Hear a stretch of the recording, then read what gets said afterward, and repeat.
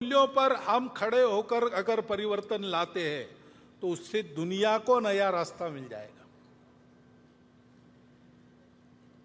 अब ये हम करने लगे, लेकिन थोड़ा और एक बात का भी ध्यान रखना पड़ेगा। दुनिया में कुछ लोग हैं, भारत में भी कुछ लोग हैं जो नहीं चाहते कि भारत खड़ा हो, और इसलिए समाज में कैसे विभेद पैदा करना, समाज की सामूहिकता जो निर्माण हुई उसको कैसे तोड़ना, अलगाव और टकराव कैसे पैदा करना, ऐसा वो प्रयास करते हैं।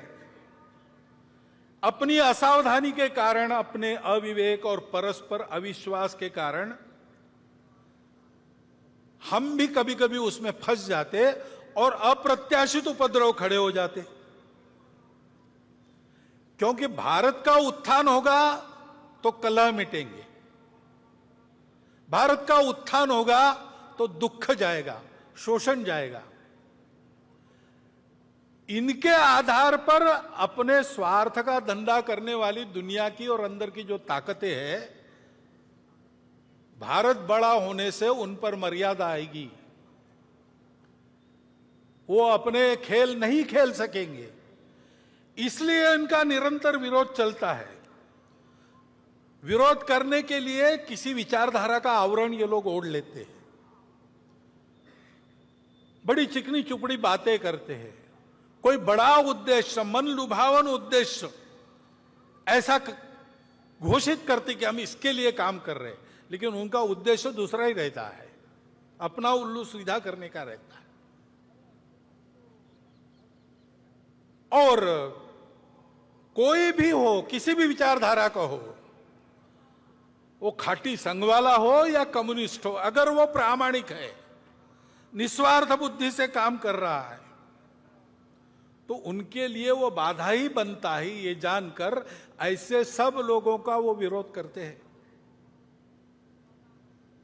अभी एक नया नाम उनका चलता है दुनिया में, कल्चरल मार्क्सिस्ट या वोक, यानी जगे हुए, वोकिज्म, ऐसे शब्द चलते हैं। नाम तो मार्क्स का लेते हैं, लेकिन 1920 में ही उन्होंने समझा कि मार्क्स में ने जो भविष्यवाणी की वैसा होने वाला नहीं है, तो वैसा होने के नाम पर हमारे हाथ में पूरी दुनिया की पकड़ आ जाए, इसलिए तब से ही उन्होंने अपना उद्योग प्रारंभ किया है। इसलिए उसी समय उन्होंने मार्क्स की बातों को भुला दिया और आगे बढ़ रहे। और आजकल वो जो कहते हैं और बोलते और बताते हैं, विश्व की सारी सुव्यवस्था का उनका विरोध है। विश्व में मांगल्य का, संस्कार का, संयम का उनका विरोध है।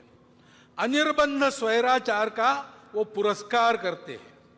ये पुरस्कार सहज हो जाए, जोर से हो जाए, इसलिए माध्यमों को और अकादमियों में अपना वर्चस्व स्थापित कर उनका उपयोग करते हैं। देश की शिक्षा को भ्रष्ट करते हैं, देश के संस्कार को भ्रष्ट करते हैं, राजनीति, सामाजिक वातावरण, इन सब को भ्रम और भ्रष्टता का शिकार बना